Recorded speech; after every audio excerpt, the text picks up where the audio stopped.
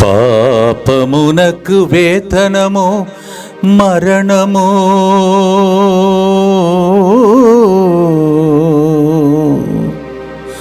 ఆ పాపము మోసి యేసు పరిహార బలియాయెను.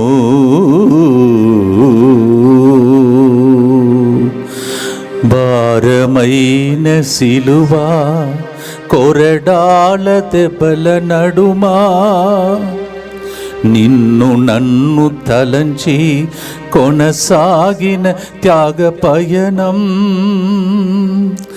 కల్వారి పయనమిది.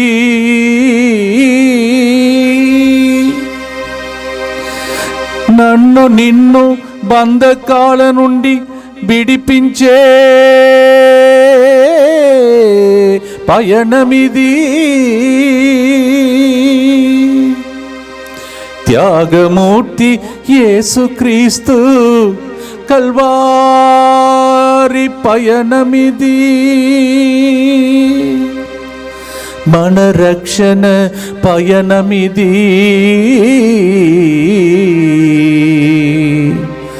స్వస్థపరచే ధ్యానమిది.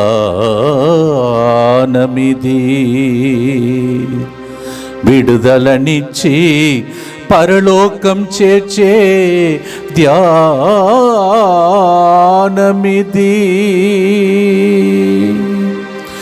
పరిహారం బలిదానం,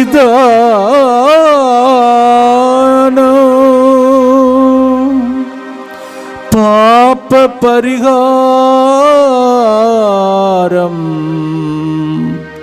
యేసు ప్రభు బలిదానం.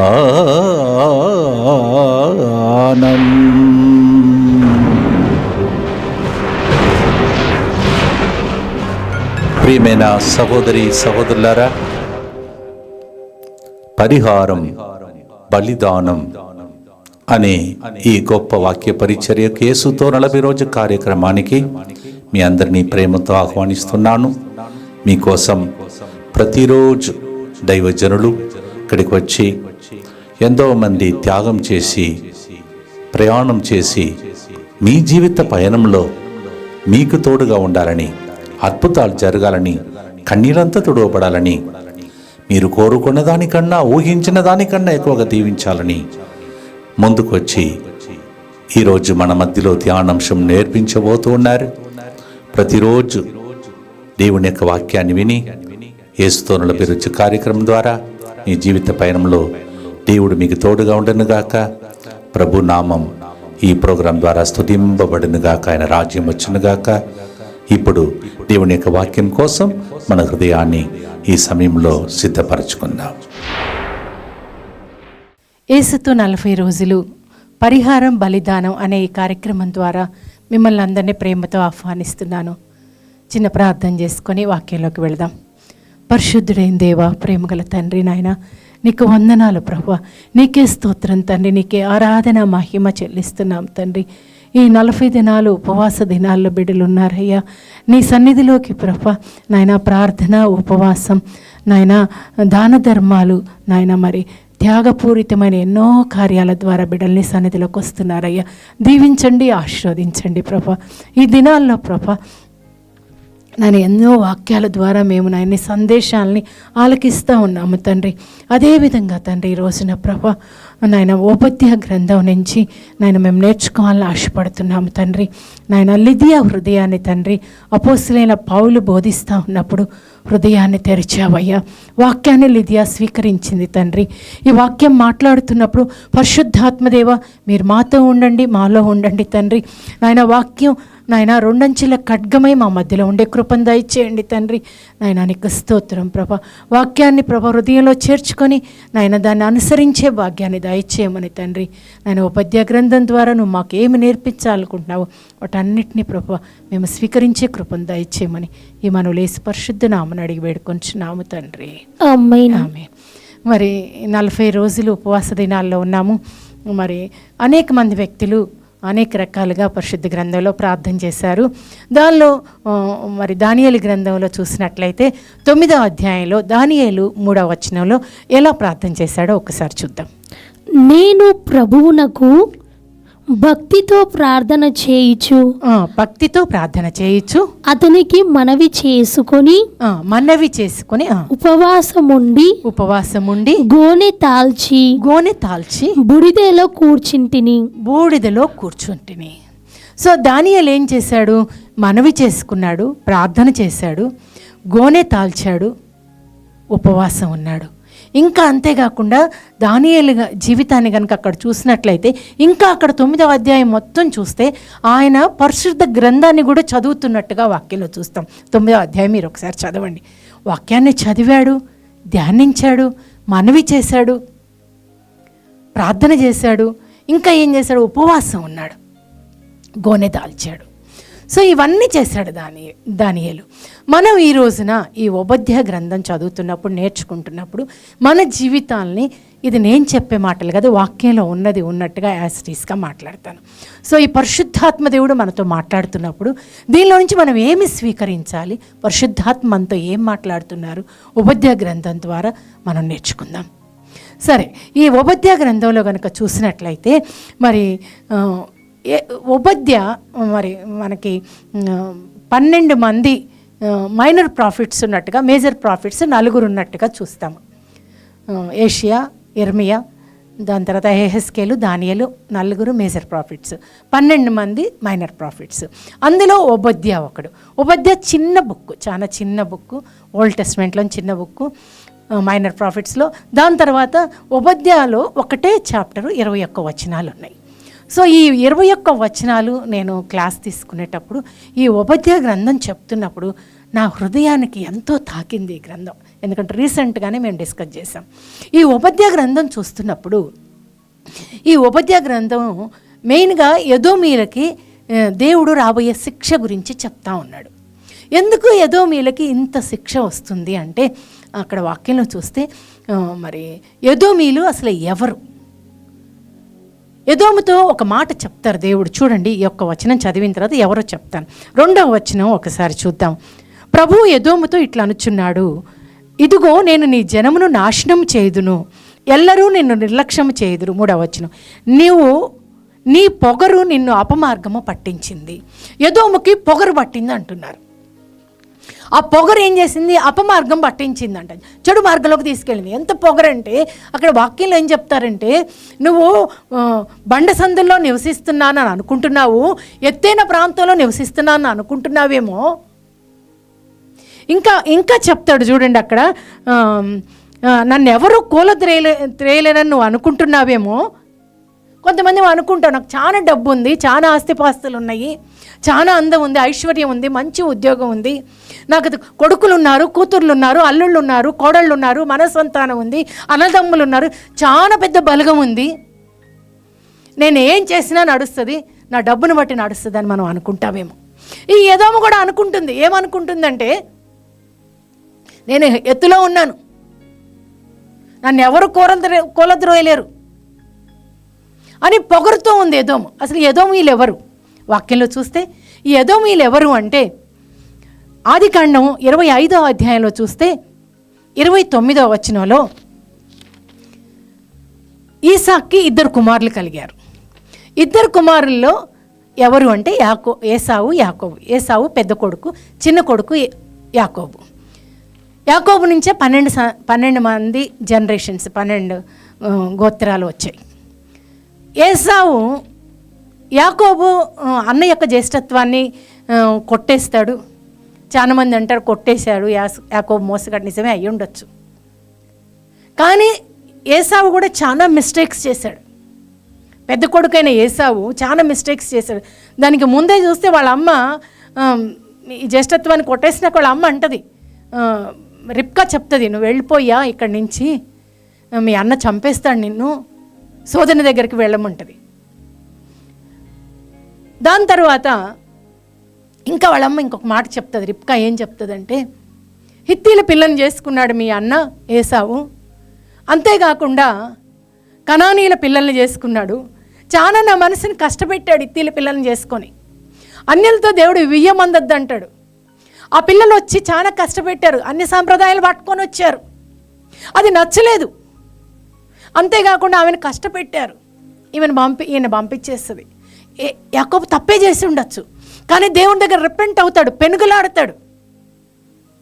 ఆ పెనుగులాడిన యాకోబు దేవుడితో రిపెంట్ అయ్యి భయపడతాడు, పారిపోతాడు. మా అమ్మ దగ్గర 20 సంవత్సరాలు ఊడిగం చేస్తాడు, తన తప్పులకి తన శిక్ష అనుభవిస్తాడు. మరలా భయపడుతూ అన్న దగ్గరికి వస్తాడు, 3 గుంపులుగా చేస్తాడు.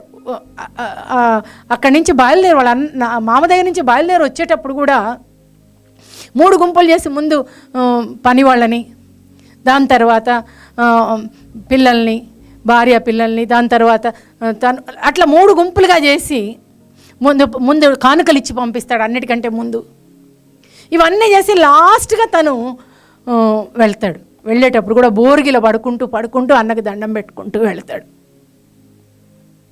అంటే తను తప్పు చేశాడు, తను రిపెంట్ కోరుతున్నాడు, అన్నకు భయపడుతున్నాడు. దేవుడికి అది నచ్చుతుంది, దేవుడికి అది నచ్చుతుంది. మగ్దలిన మరియకు కూడా దేవుడు ఎందుకు మొదటిగా దర్శనం ఇచ్చారు? తన హృదయంలో ఎంతగానో సమర్పించింది దేవుడికి, అది దేవుడికి ఇష్టమైంది. మనుషులు ఏం చేస్తారంటే, వాడు పుట్టుకను చూస్తారు, వాళ్ళు చేసిన తప్పులను చూస్తారు, కానీ దేవుడు సమర్పణను చూస్తారు. గుర్తుపెట్టుకోండి, యాకోబుని దేవుడు దీవించారు, ఏసావుని దీవించలేదని చెప్పడానికి లేదు. ఎందుకంటే ఏసావు అంటాడు, నాకు కావలసినంత ఉంది, దేవుడు కావలసినంత ఇచ్చారు, నాకు నీ కానుకలు అవసరం లేదంటాడు. ఇద్దరు చక్కగానే జీవించారు. దాని తర్వాత దేవుడు దీవించారు ఏసావును కూడా. దాని తర్వాత అసలు ఏదోము అంటేనే ఏసావు అంటే రోమమ్మలు గల్లవాడు. ఏదోము ఈ ఏసావు చిక్కుడుగాయల పులుసు కోసం జ్యేష్ఠత్వాన్ని అమ్మేసుకున్నాడు తమ్ముడి దగ్గర. అందుకోసమే ఎదోమీలు ఎర్రని దప్పడం కాబట్టి ఎదోమీలు, ఏసావు నుంచే ఎదోమీలు వచ్చారు. అంటే వీళ్ళిద్దరు ఎదోమీలు, ఇజ్రాయేలు ఇద్దరు అన్నదమ్ములు. ఇక్కడ జరుగుతున్న సంఘటన ఏంటంటే, ఈ ఉపధ్యాయ గ్రంథం దేని గురించి ఉందంటే, ఇద్దరు అన్నదమ్ముల మధ్య జరిగిన సంఘటన. ఈ సంఘటన ఈరోజు మీకు వివరించాలనుకుంటున్నా నేను. ఈ ఎదోముకి రాబోయే శిక్ష గురించి దేవుడు మాట్లాడుతున్నారు. ఎదోము 3వ వచనంలో అంటున్నారు, నీకు పొగరు హెచ్చింది, నువ్వు అపమార్గంలో ఉన్నావు, నువ్వు ఎత్తైన కొండలో ఉన్నాను అనుకుంటున్నావు. ఈవెన్ పాపం వీళ్ళు ఇజ్రాయెల్ ప్రజలు 400 సంవత్సరాలు బానిసత్వంలో ఉంటారు. దాని తర్వాత తిరిగి వస్తారు. వచ్చేటప్పుడు మోషే ఈ 40 సంవత్సరాలు ఎడారిలో నడుస్తారు.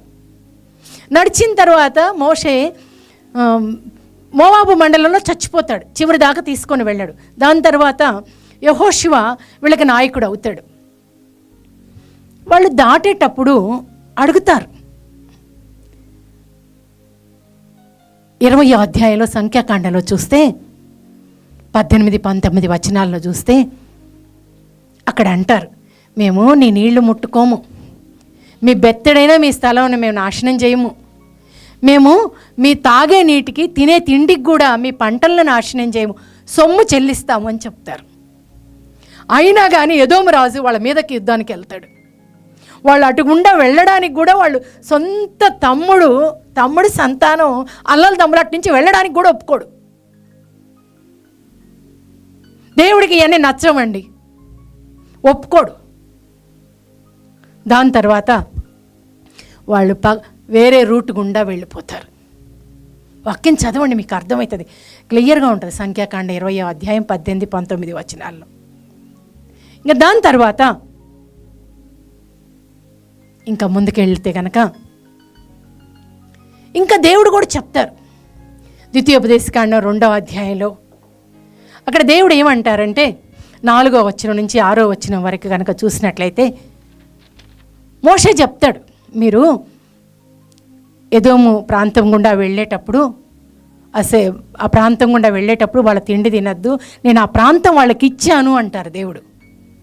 వాళ్ళని మీరు నాశనం చేయొద్దు అని చెప్తారు. మీరు తినే తిండికి కూడా సొమ్ము చెల్లించండి అంటారు. ఇంకా వాక్యంలో చూస్తే చాలా చక్కగా ఉంటుంది. ఈ వాక్యం చదువుదాం మనం. ఇంకా ముందుకు గనక చూసినట్లయితే ద్వితీయోపదేశకాండం 23వ అధ్యాయంలో 7వ వచనంలో గనక చూసినట్లయితే ప్రభు చెప్తారు, వారు మీ సోదరులు. ఒకసారి చదువుదాం. మీరు ఎదోమీయులను ఏవగించుకొనరాదు, వారు మీకు బంధువులు. చాలు, మీరు ఎదోమీయులను ఏవగించుకోవద్దు, వారు మీకు బంధువులు, మీ తమ్ముడు సంతానం, మీరు ఏవగించుకోవద్దు, వాళ్ళు మీకు బంధువులు అవుతారు. కానీ వీళ్ళు ఏం చేశారంటే అక్కడ అడ్డం వచ్చారు, ప్రతి చోట అడ్డం వస్తానే వచ్చారు.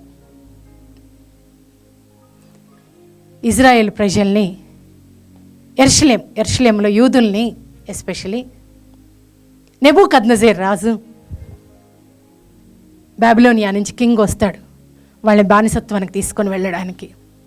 ఆ వచ్చినప్పుడు వీళ్ళు ఏం చేశారంటే ఇజ్రాయెల్ ప్రజలకి శత్రువుతో చేతులు కలిపారు.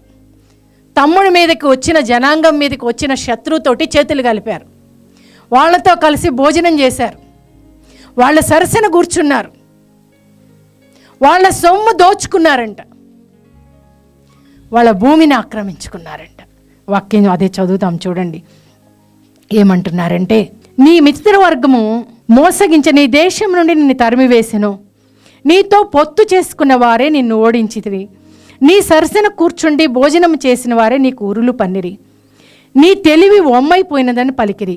ఆ దినమున ఎదోను ప్రాంతంలో విమోచన లేకపోవునట్లు నేను ఎదోములో జ్ఞానులను నాశనము చేయుదును. ఇంకా అంటున్నారు చూడండి 10వ వచనంలో, నీవు నీ సోదరులైన యాకోబు వంశజులను దోచుకొని మట్టు పెట్టితివి, కావున నీవు అవమానమునకు గురి అయి శాశ్వత నాశనము తెచ్చుకొందువు. నీ యొక్క సోదరుని యొక్క వంశజులను దోచుకున్నావు నువ్వు, నీకు అవమానం జరుగుతుంది. అంతేకాకుండా ఏమంటున్నాడంటే, శత్రువులు యాకోబు వంశజుల నగర ద్వారములను ప్రవేశించిన దినమున, శత్రువు వచ్చాడు, నీ సోదరుని యొక్క ప్రవేశించాడు. వచ్చినప్పుడు యెరూషలేము సంపదను దోచుకొని పోయి తమలో తాము పంచుకుంటా ఉన్నారు. అంతేకాకుండా వాళ్ళకి ఆపద వచ్చింది. శత్రువు యాకోబు వంశజులకి ఆపద వచ్చినప్పుడు నువ్వు సంతోషపడ్డావు, నీ తమ్ముడికి ఆపద వచ్చినప్పుడు నువ్వు సంతోషించావు. ఒక్క తల్లి రక్తం పంచుకొని పుట్టారు మీరిద్దరు. నీ తమ్ముడికి ఆపద వస్తే నువ్వు సంతోషిస్తావా? దేవుడికి అది నచ్చదు. ఇంకా అంటున్నారు చూడండి, వారు నాశనం చెందిన రోజున నువ్వు ఆనందము చెంది ఉండరాదు. వాళ్ళు నాశనం చెందిన రోజున నువ్వు ఆనందం చెందకుండా ఉండాల్సింది. వాళ్ళకి ఆపద వచ్చినప్పుడు నువ్వు సంతోషించకుండా ఉండాల్సింది. ఇంకా అంటున్నారు, శత్రువు వచ్చి వాళ్ళని నాశనం చేయడానికి వచ్చినప్పుడు కూడల్లో, త్రోవ కూడల్లో అంటే మలుపుల్లో వీళ్ళు తప్పించుకొని పారిపోతుంటే వీళ్ళు పట్టుకున్నారంట, పట్టించి ఇచ్చారంట. అదే ఉంటుంది చూడండి 14వ వచనం, ఆనాడు నువ్వు త్రోవ కూడల్లో నిలిచి పారిపోవు వారిని మట్టు పెట్టి ఉండరాదు. 13వ వచనం, నా జనులు కష్టముల పాలైన రోజున నువ్వు వారి నగరంన ప్రవేశించి ఉండరాదు, వాళ్ళ శ్రమలను చూసి సంతోషించి ఉండరాదు. శత్రువుతో కలిసి నువ్వు భోజనం చేసావు, సరసన కూర్చున్నావు, శత్రువుకు హెల్ప్ చేసావు. శత్రువు వచ్చి నీ తమ్ముడి మీద చెప్తుంటే నువ్వు విన్నావు, నీ తమ్ముడి మీద ద్వేషం పెంచుకున్నావు. దేవుడికి నచ్చదండి ఇవన్నీ, దేవుడికి నచ్చదు. దేవునిచే ఎన్నుకొనబడిన జాతి, దేవుని ప్రజలు, నా ప్రజల కష్టాన్ని చూసి నువ్వు సంతోషిస్తున్నావా? ఇంకా అంటున్నారు, వారిని పగవారికి నువ్వు వారిని చిక్కించావు. ఆ పగవారే ఏం చెప్తున్నారు, మరలా వచ్చి వీళ్ళను కూడా తీసుకొని వెళ్ళారు, వీళ్ళని కూడా నాశనం చేశారు. నీతో కూర్చొని వాళ్ళు భోజనం చేశారు, నీకు మంచి తీయని మాటలు చెప్పారు. నీ తమ్ముడు నాశనం కోరుకున్నారు, తమ్ముడు నాశనం అయ్యాడు. నిన్ను కూడా వాళ్ళు నాశనం చేశారు. నీకు తెలివి లేదన్నారు. వాక్యంలో ఉంది, నేను చెప్పేది కాదు, వాక్యంలోనే ఉంది. నువ్వు ఇలా చేసి ఉండకుండా ఉండాల్సిందే.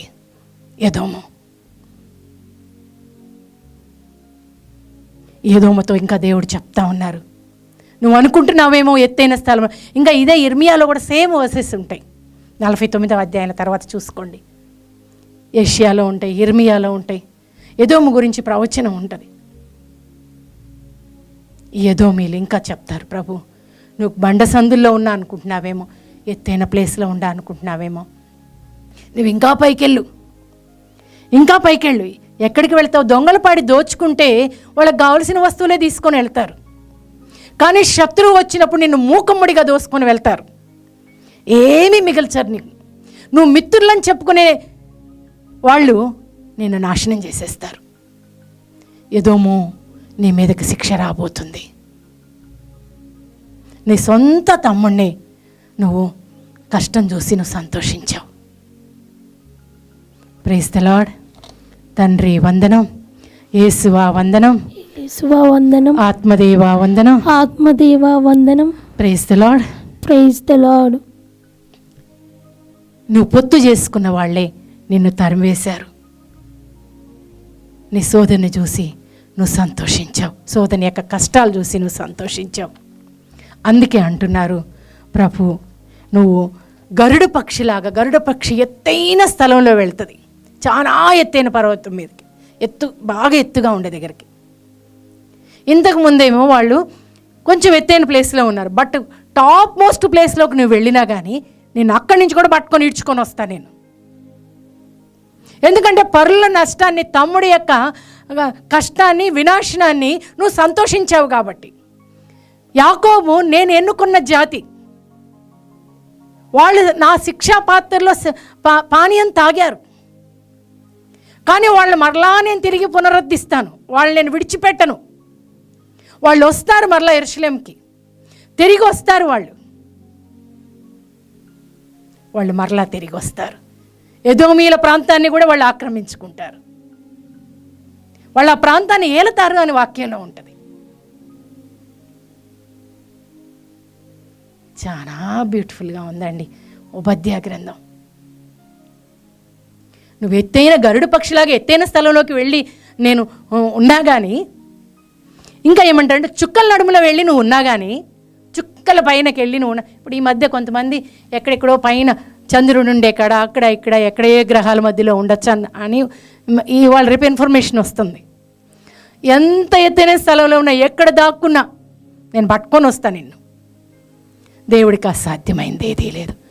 భయంతో ఉండాల దేవుని దగ్గర, వణుకుతూ ఉండాల దేవుని దగ్గర. ఈ ఉపవాస దినాల్లో ఉన్న మనము దేవుని సన్నిధిలోకి రావాలా. అబ్రహాము జీవితాన్ని చూస్తే మీరు ఇంకా చదువుకోండి ఉపధ్య. అబ్రహాము జీవితాన్ని చూస్తే అబ్రహాం అంటాడు, మనం అయిన వారమే. లోతు అబ్రహాము విడిపోతారు. లోతును ఎవరు తీసుకొని వచ్చారు? 11వ అధ్యాయం ఆదికాండంలో చూస్తే హారాను నుంచి అబ్రహాము లోతు వస్తారు. దానికి ముందు ఊరు అనే ప్లేస్లో ఉంటారు. తేరాకి 3 కొడుకులు ఉంటారు. పెద్దవాడు అబ్రహాం, నాహోరు, హారాను లాస్ట్ వాడు. హారానికి లోతు పుడతాడు, పెద్దనాన్న అవుతాడు అబ్రహాము. తమ్ముడు కొడుకుని పట్టుకొని వస్తాడు, వాళ్ళ నాన్న చచ్చిపోతాడు. తేరా కళ్ళ ముందే కొడుకు చచ్చిపోతాడు. చనిపోయిన తమ్ముడి యొక్క కొడుకుని తీసుకొని తను కూడా ప్రామిస్ ల్యాండ్కి, దేవుడు చూపించే పాలు తేనెలు జాలువారే స్థలానికి వస్తాడు. వచ్చిన తర్వాత అబ్రహాముకి మందలు చాలా పెరిగిపోతాయి. దేవుడు చాలా దీవిస్తారు అబ్రహాముని. దాని తర్వాత ఈ పని వాళ్ళ నుంచి కొట్లాట్లు వస్తాయండి. ఎవరికంటే అబ్రహాముకి లోతుకి, అబ్రహాం పని వాళ్ళకి, లోతు పని వాళ్ళకి కొట్లాట్లు వచ్చేసరికి అబ్రహాం ఎంత చక్కటి మాట చెప్తాడంటే, అబ్రహాం అంటాడు, మనం అయిన వారమే, మనకి కొట్లాట్లొద్దు. ఎంత చక్కగా చెప్తాడో చూడండి. Praise the Lord. చూడండి 13వ అధ్యాయము 8వ వచనంలో కనుక చూసినట్లయితే, ఆదికాండం ఇది చదవాలి మనం. అబ్రహాం అలానే చెప్తాడు, యోసేఫ్ కూడా అలానే చెప్తాడు. అందుచే అబ్రహాము లోతుతో మనము అయిన వారము, మనలో మనకు జగడంలు రాకూడదు. అబ్రహాం అంటాడు, మనం అయిన వారమి, మనకి పని వాళ్ళు కొట్లాడుకున్నారు, మనకేం అవసరం కొట్లాడుకోవడానికి? పని వాళ్ళు 100 చెప్తారు. మీరిద్దరు ఒక్క తల్లి పిల్లలు, ఒక్క రక్తం పంచుకొని పుట్టారు, ఒక్క తల్లి పాలు తాగారు. మీరిద్దరి మధ్య బంధుత్వం ఉండాల, ప్రేమ ఉండాల. వాక్యం చెప్తుంది 133వ కీర్తనలో, సోదరులు ఎల్లరూ ఐక్యంతో కూడి మాడి జీవించటం దేవునికి ఇష్టమంట, మనోహరమైనదంట, రమ్యమైనదంట. అది అహరోను తల మీద నుంచి, మెడ పట్టి మీద నుంచి, అంగీ మీద నుంచి పారే అభ్యంగన తైలం లాంటిదంట, అనాయింటింగ్ ఆయిల్. దేవుడికి అన్నదమ్ములు కలిసి ఉంటే ఎంత రమ్యంగానో ఉంటుందంట, మనోహరంగా ఉంటుందంట చూడడానికి. దేవుడు సియోన్ నుంచి తన దీవెనలు కుమ్మరిస్తాడంట వాళ్ళిద్దరు కలిసి ఉన్నప్పుడు. Praise the lord. అబ్రహాము చెప్తున్నాడు, మనం అయిన వారిని, మన ఇద్దరికి కొట్లాటెందుకు, నీకేం కావాలో తీసుకో. లోతు అనుకున్నాడు, యోర్దాను నది ప్రాంతం మంచిగా, అక్కడ బాగా పంటలు పండుతాయి, బాగా సారవంతమైన భూమి అని తనకు కావాల్సింది తీసుకున్నాడు. బట్ పిలిచింది దేవుడు అబ్రహాముని, కానీ లోతు తనకు కావాల్సింది తీసుకున్నాడు. అయినా అబ్రహాం ప్రక్కకి వెళ్ళాడు. యోసేపు విషయంలో 45వ అధ్యాయంలో ఆదికాండంలో చూస్తాం, అమ్మేశారు. తిరిగి వచ్చినాక మళ్ళీ తమ్ముడి దగ్గరికే వచ్చారు. ఆ టైంలో వాళ్ళ కష్టాలను చూసి యోసేపు సంతోషించలా, ఏడ్చుకున్నాడు. అన్నదమ్ముల మెడ మీద పడి ఏడ్చాడు. వాళ్ళతో చెప్తాడు 5వ వచనంలో, నన్ను బానిసగా అమ్మివేసినందులకు మీరు దుఃఖించుచు కలత చెందవలదు. మీరు బాధపడద్దు, కలత చెందద్దు. మీ ప్రాణములు రక్షించుటకు దేవుడే మీకు ముందుగా నన్ను పంపెను. మిమ్మల్ని రక్షించడానికి దేవుడే నన్ను మీ ముందుగా పంపించాడు. Praise the Lord. Praise the Lord. మీరు బాధపడద్దు అన్నాడు. యోసేపు ఎంతగా దీవించాడు, వాళ్ళని దీవిస్తాడు. యోసేపు యొక్క కొమ్మలు సరిహద్దులు దాటి ఆ కొమ్మలు వెళతాయని చెప్పాడు. తాత ముత్తాతల దీవెను యోసేపు ఫలాన్ని అలంకరించిన గాక అన్నాడు. యోసేపు కక్ష పెట్టుకోలేదే, అన్నల మీద సాధించలేదే. ఒక్కసారి 133వ కీర్తన ఆ 2 వచనాలు చదివి ముగిద్దాం. చాలా విషయాలు చెప్పాలనుంది, కానీ ఏదోము కూడా చివరిగా యాకోబు సంతానానికి వచ్చిన దీవెని కూడా లాస్ట్ వచనం ఒక్కటి చదువుదాం. ఫస్ట్ 133వ కీర్తన 1వ వచనం. సోదరులెల్లరూ కూడి ఐక్యమత్యముతో జీవించుట చాలా మంచిది, చాలా రమ్యమైనది. చాలా మంచిది, చాలా రమ్యమైనది. అట్టి జీవితం అహరోను తల మీది నుండి గడ్డం నుండి కారి అతని అంగి మెడ పట్టి మీద పడు విలువ గల అభ్యంగం తైలం వంటిది. చాలు. తర్వాత ఉపధ్యాయ కూడా ఒకసారి చదువుదాం. ఉపధ్యాయ 21వ వచనం. రక్షింపబడిన ప్రజలు సియోను కొండనెక్కి ఎదోమును ఏలుదురు, ప్రభువే స్వయముగా రాజ్యము చేయుదురు. శిక్షా పాత్రలు వాళ్ళు కూడా తప్పులు చేశారు. ఇజ్రాయెల్ ప్రజలు శిక్షా పాత్రల నుంచి వాళ్ళు కూడా తాగారు, శిక్ష అనుభవించారు.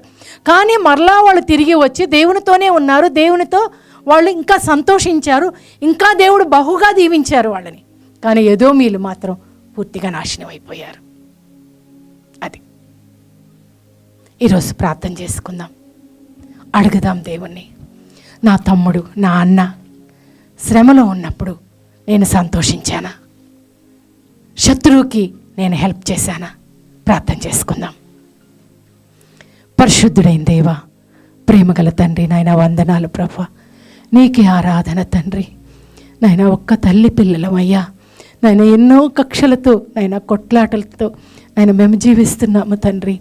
నాయనా మా కుటుంబాల మధ్యలో సఖ్యతనివ్వండి తండ్రి. ఆమేన్. అన్నదమ్ముల మధ్యలో సఖ్యతనివ్వండి ప్రభా. ఆమేన్. నాయన సోదరులు ఎల్లరూ కూడి మాడి జీవించడం నీకు ఇష్టమన్నావు తండ్రి, రమ్యమన్నావయ్యా.